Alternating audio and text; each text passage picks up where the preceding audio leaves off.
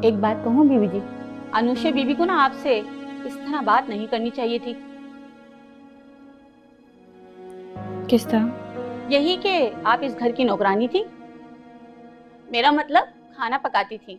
तो क्या हो गया, आपकी अम्मा और आप यहाँ काम करती थी तो किसी के घर काम करना कोई गुनाह तो नहीं? क्यों बीवी जी, मैं ठीक कह रही हूँ ना? हाँ, मगर जहाँ गरीबों को मुजरिम समझा जाता वहाँ उनकी मेहनत भी जुर्म बन जाती है। वैसे बीवी जी बड़ी बात है कि छोटे साहब ने आप जैसी लड़की को पसंद किया और शादी भी कर ली, वरना ये अमीर सादे जो है ना अपनी काम करने वाली को किसी काबिल नहीं समझते। दोस्तियां तो कर लेते हैं लेकिन शादी के नाम से तो ऐसे भागते हैं जैसे गधे के सर से सींग। हिम्मत जो नहीं होती घर वालों का सामना करने की। आप सलाद का सामान लें और बाहर जाके सलाद बना लें। मुझे बहुत काम है, मुझे डिस्टर्ब नहीं करें।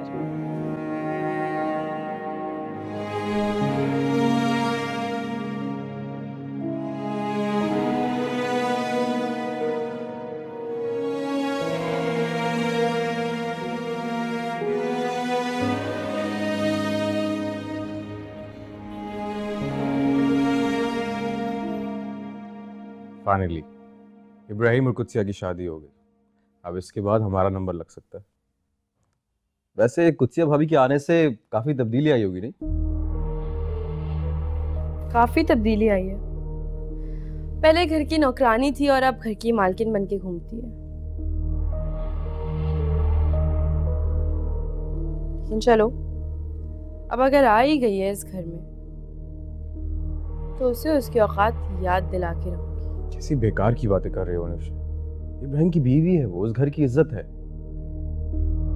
हमारी भाभी है। कुत्सिया भाभी की इज्जत उस घर की इज्जत है। उसे अपनी भाभी की शक्ल में मैं कभी एक्सेप्ट नहीं करूंगी रेहान। लेकिन क्यों? तुम पुरानी बातें भुला क्यों नहीं देती हो? नए रिश्ते का आगाज करो यार। क्यों? सीरियसली रेहान, तुम जानते भी हो मुझे कितनी नफरत है उस लड़की से। उसके बाद भी तुम मुझसे क्यों पूछ रहे हो? और वैसे भी तुम्हारे कहने पे आके भाई की वजह से मैं मानी कि कहीं वाकई भाई हमें छोड़ के न चले जाए, क्योंकि जीत उसमें भी कुत्सिया की होनी थी।